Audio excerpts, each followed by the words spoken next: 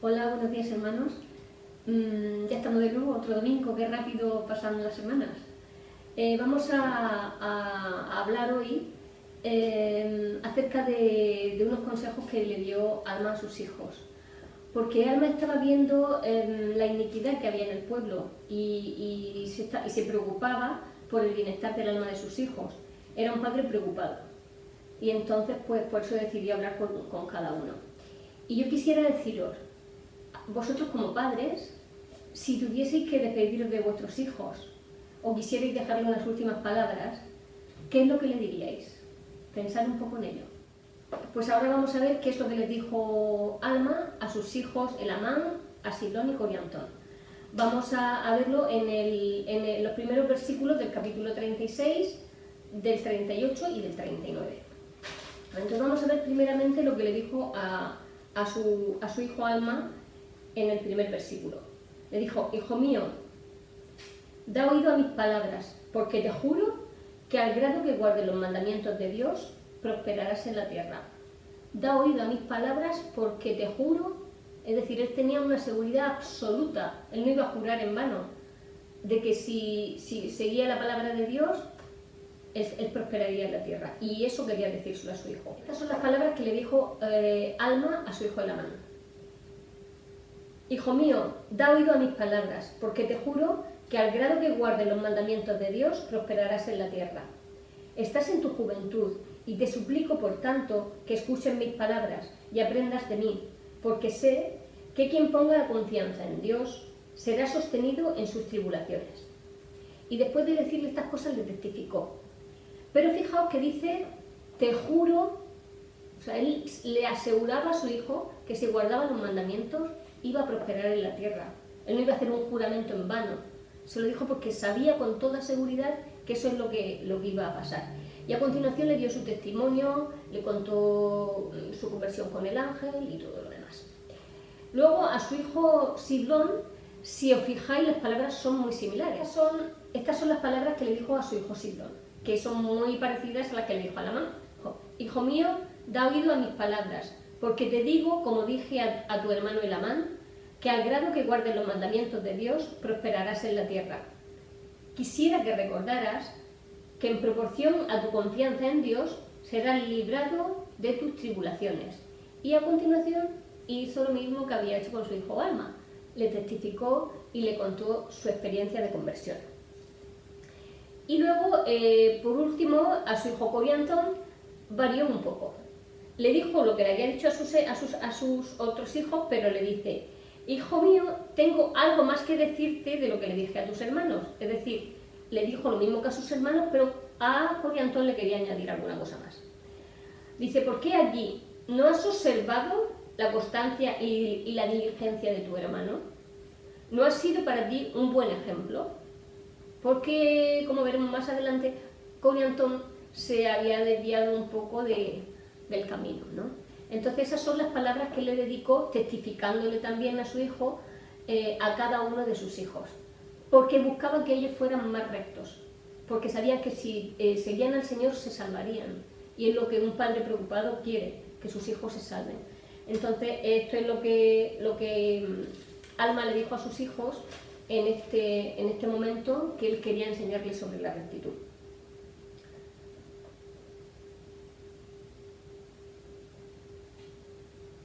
¿Vale? A Elamán es al hijo que él le dejó los anales que se iban transmitiendo de generación en generación.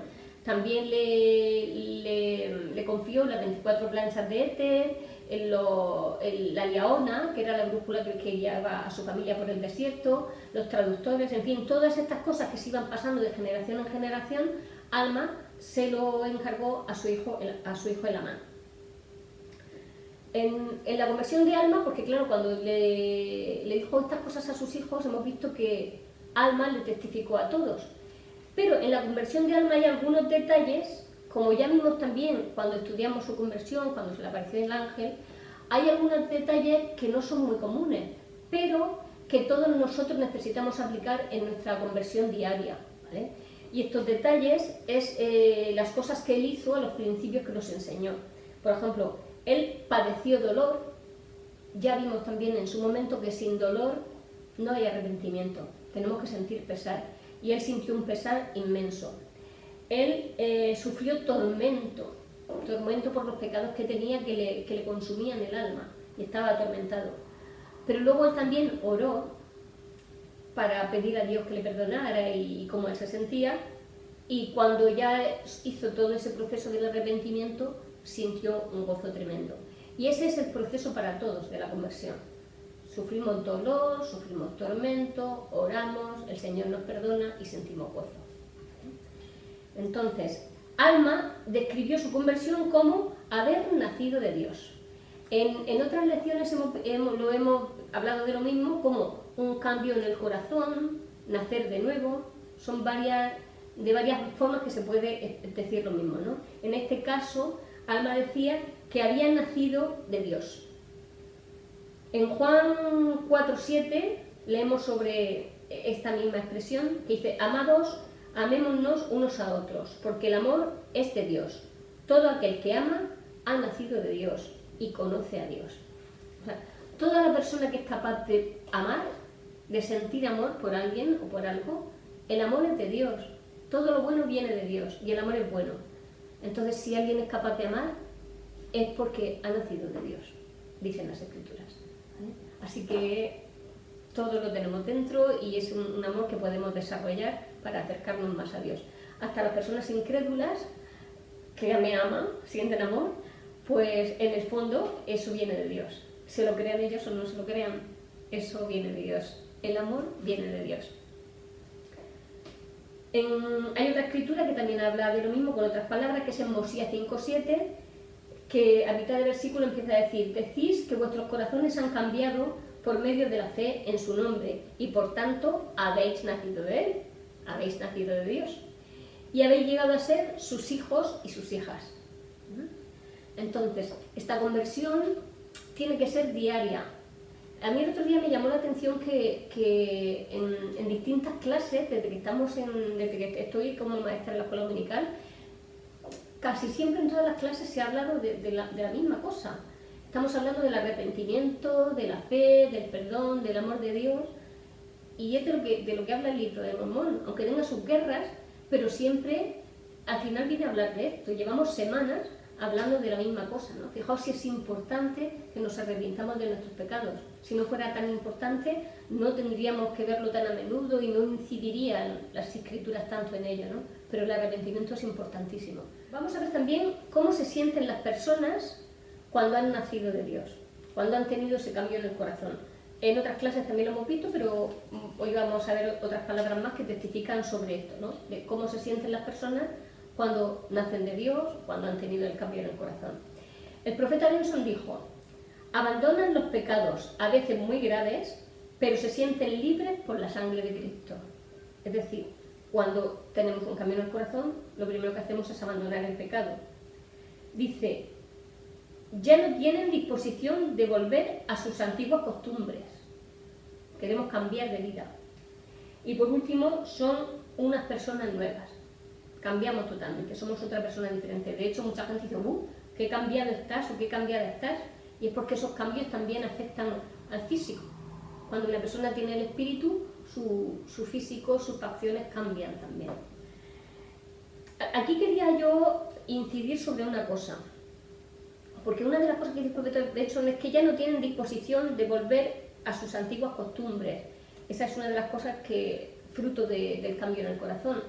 Pero hay personas que tienen mucha autodisciplina y que son capaces de dejar pecados muy graves atrás y no volver a hacerlo más, y siguen con su vida porque han tenido esa fuerza de voluntad de hacerlo, pero no sienten dolor por lo que han hecho anteriormente, no sienten culpa, no sienten necesidad de pedir perdón, no sienten la necesidad de acudir a Jesucristo, ni piensan que Jesucristo ha tenido que ver, ni Dios ha tenido nada que ver en su cambio. Han cambiado ellos porque tienen mucha autodisciplina.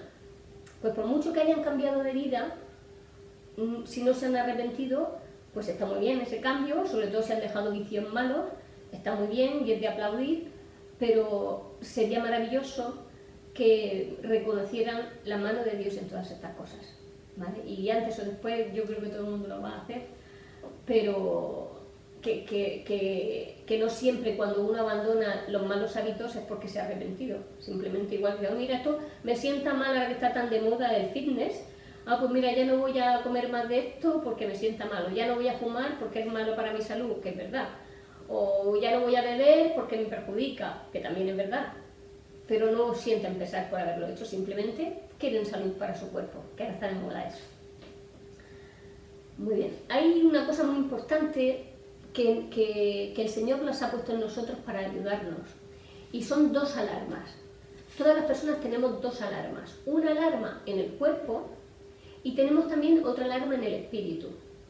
La alarma que tenemos en el cuerpo es el dolor.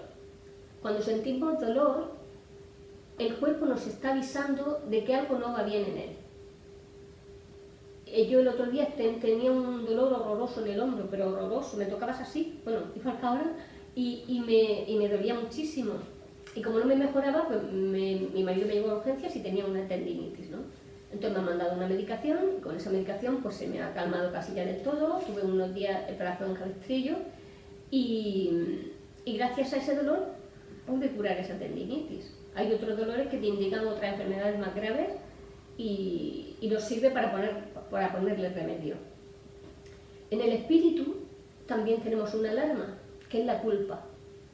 Cuando uno siente culpa por algo, es porque hay algo que no ha hecho bien, si no, no sentiría esa culpa, ¿no? Entonces la culpa también es una alarma que nos dice, ojo, que tu espiritualidad no está muy bien. Y si hacemos caso a esa culpa, a esa alarma que nos está dando, pues pondremos manos a la obra para poder tener otra vez el espíritu en condiciones óptimas para que nos pueda ayudar. Entonces tenemos que poner atención a las alarmas, ¿vale? Tanto a la del cuerpo como a la del espíritu, para que los 2 juntos estén en armonía y estén sanos y estén bien, ¿vale? Atención a las alarmas. Bueno, el momento decisivo de Alma fue cuando él recordó todas las cosas que su padre le había enseñado sobre Jesucristo y cuando acudió al Salvador a buscar ayuda. Alma, sabéis que estaba con los hijos de Mosía, por ahí torreando a la gente, alejándolos de la iglesia y predicando doctrina falsa. Pero empezó a recordar las palabras de su padre, fue en busca de ayuda al Señor y ya sabemos todo lo que pasó, ¿no? El momento cumbre también de Enos fue parecido. Él había salido al bosque y de pronto empezó a recordar también las palabras que su padre le había enseñado. Y eso hizo que Enos se arrodillara y suplicara a Dios, y todos sabemos también la conversión que tuvo Enos y cómo cada vez deseaba que el Señor lo perdonara a él, a sus hermanos, a sus amigos, a sus enemigos y a todo el mundo, ¿no? Ese cambio en su corazón también se produjo cuando él empezó a recordar las palabras que su padre le había enseñado. Pues bien, eso puede ocurrir también con cualquiera de vuestros hijos. Igual no hay nadie, pero muchas veces hay padres que tienen hijos que han abandonado la vida del Señor y eso en los padres produce un dolor muy fuerte, en los padres y en las madres, claro. Y claro, y los padres muchas veces pensamos que lo que le dices a los hijos, pues que no hacen caso, que no sirve para nada, que se olvidan, que no te prestan atención, pero en algún momento igual sienten la necesidad de recordar y recuerdan esas cosas que ahora parece que están cayendo en un saco roto, pero que no es así. Fijaos en Enos, fijaos en Alma. Sus padres le habían testificado eso montones de veces y un día se ponen a recordarlo, les cambia el chip y cambian su vida. Así que por favor, padres y madres, no os canséis de testificarle a vuestros hijos. Aunque a lo mejor lo estéis haciendo y ellos estén mirando, parezca que están mirando el móvil o estén así con cara de aburrido, no os canséis de hacerlo, porque eso va calando. Y cuando ellos necesiten recordar, es preciso que ese recuerdo lo tengan. Porque claro, cuando necesitan recordar algo positivo para ellos y que les ayude, si no tienen nada que recordar, porque sus padres no les han enseñado nada, lo primero es que sus padres están pecando, no están cumpliendo con su obligación de padres, si no lo están enseñando. Otra cosa es lo que luego el hijo decide hacer, pero la obligación del padre es enseñar. Y no cansarse de testificar a vuestros hijos, porque puede dar frutos. puede dar fruto seguro, porque lo ha hecho muchísimas personas. Recordar. Ya dijo Hinckley, creo que fue Hinckley, que el verbo más importante era el verbo recordar. Y tenemos que recordar estos ejemplos para que eso nos dé ánimos y fuerzas para testificarle a nuestros hijos. Alma dio también a su hijo Elamán varios mensajes acerca de las Escrituras. Una de las cosas que le dijo es que las conservara sagradas y que éstas mantuvieran su brillo. Los anales que ellos tenían que llevaban de generación en generación eran también sus escrituras. Mantenerlas sagradas es no escribir nada en ellas que no tuviera que ser porque el Señor le inspirara ni para lo que ellas estaban destinadas. Y que conservaran su brillo, para mí significa que conservaran su verdad, que no se escriban ahí cosas que sean falsas doctrinas, sino que siguieran siendo puras, como estaban esforzándose todos los que anteriormente habían llevado esos anales, porque fuera puro y limpio todo lo que pusieran en las Escrituras. Que solo... Vale. Le dijo esto porque todos los anales que llevaban eran con un propósito, un sabio propósito del Señor. Cuando el Señor lo considerara oportuno, todos esos registros que habían estado llevando, Él los sacaría a la luz para un fin particular. Nosotros conocemos cuál es ese fin al que han destinado todas estas escrituras y que son todos los registros que llevaban.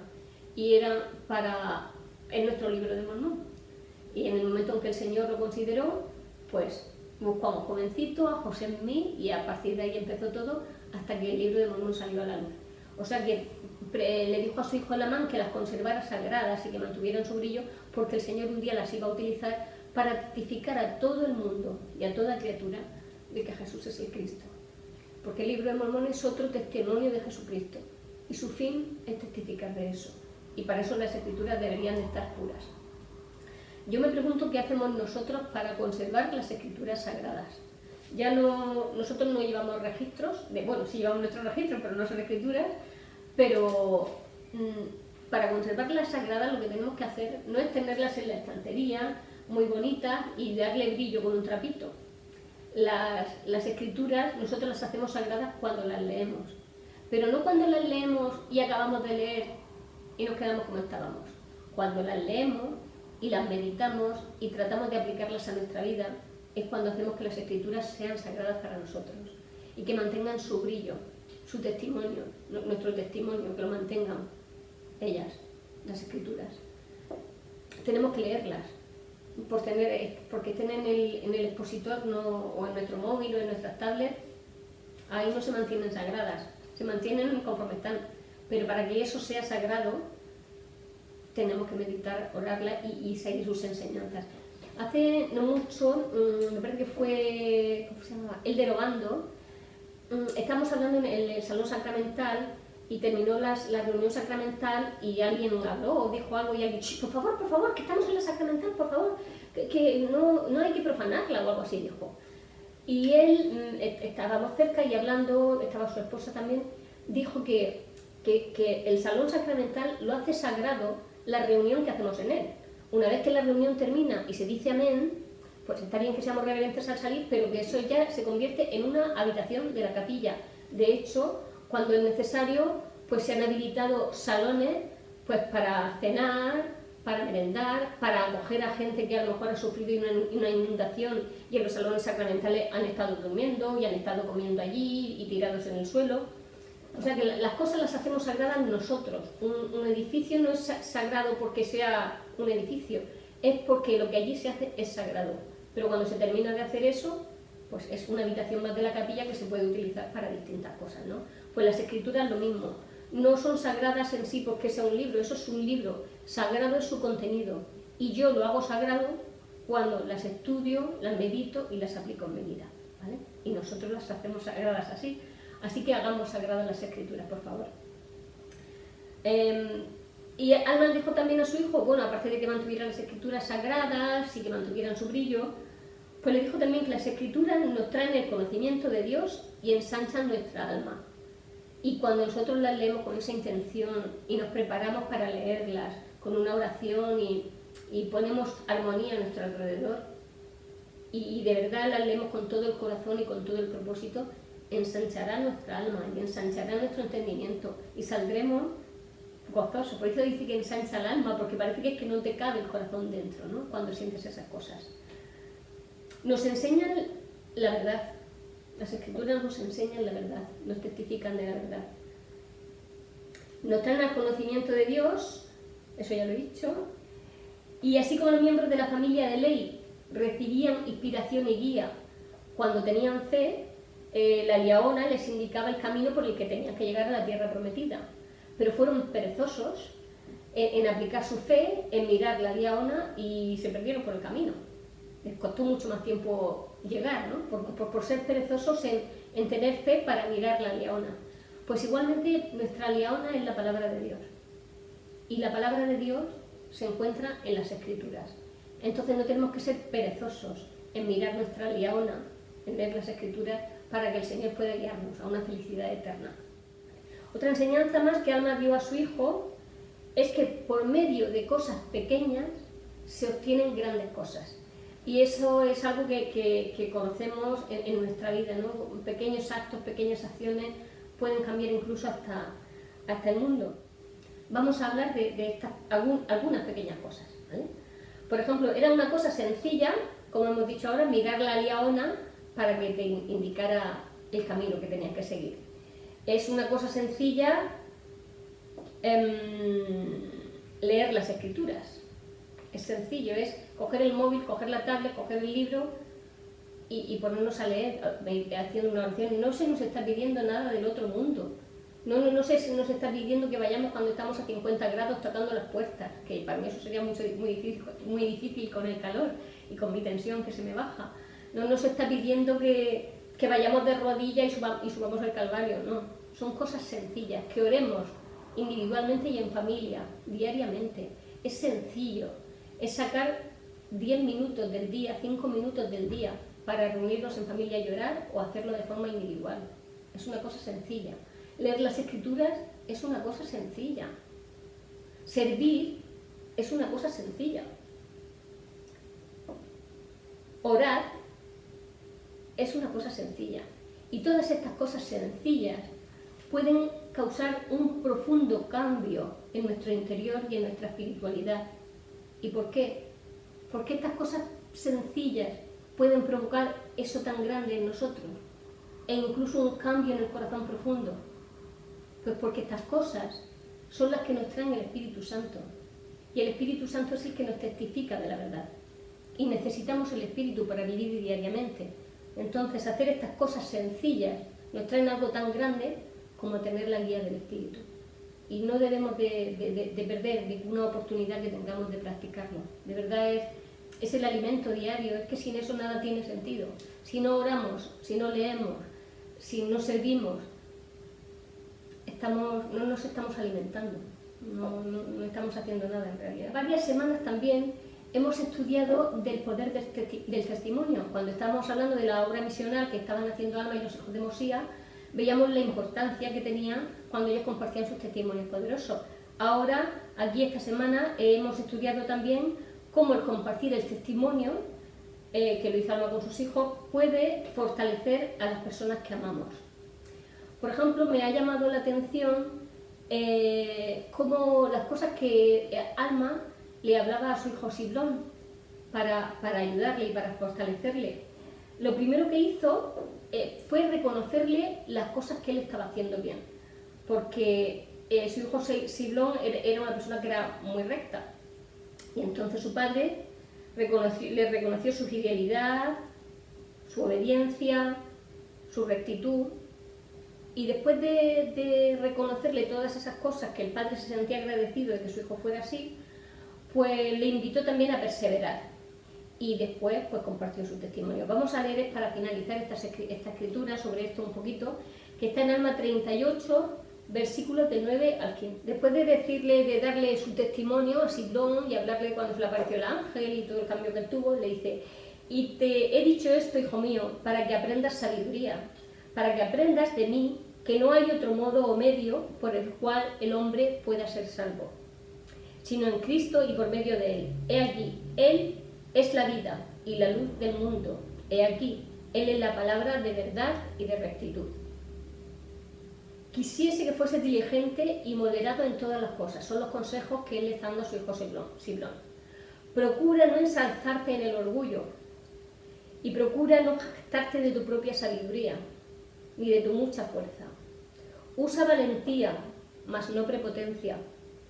Procura también refrenar todas tus pasiones para que estés lleno de amor y procura evitar la ociosidad.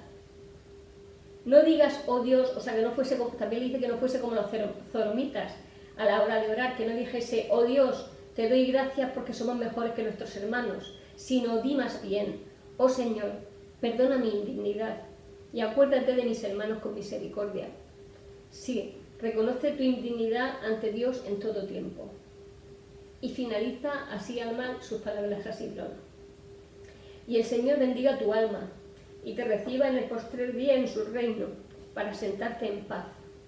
Ahora ve, hijo mío, y enseña las palabras a este pueblo. Sé sensato. Adiós, hijo mío. Yo sé que estas cosas son verdad.